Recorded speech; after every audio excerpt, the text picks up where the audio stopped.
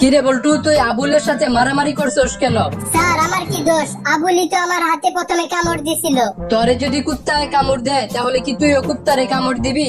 আমি তো এই জন্যই ওরে কামড় দেই নাই, আমার হাতে লাঠি আছিল আর ওটা দিয়ে আমি ওরে বাড়ি মারছি। বল্টু, আপনাকে আর চাকরিতে রাখা যাচ্ছে না। কেন স্যার? আমি তো কিছুই করি নাই। আপনি কিছুই করেন না, এই জন্যই তো আপনাকে চাকরি থেকে বের করে দেওয়া হচ্ছে। মনে করেন একটা লোক একটা লটারির টিকিট কিনলো আর আরেকটা লোক তার বউয়ের সাথে ঝগড়া করছে। বলেন তো এই দুইটা লোকের মধ্যে কে বেশি ভাগ্যবান? যে লোকটা লটারি কিনেছে সে বেশি ভাগ্যবান। কেন? কারণ তার জেতার অন্তত একটা সম্ভাবনা আছে।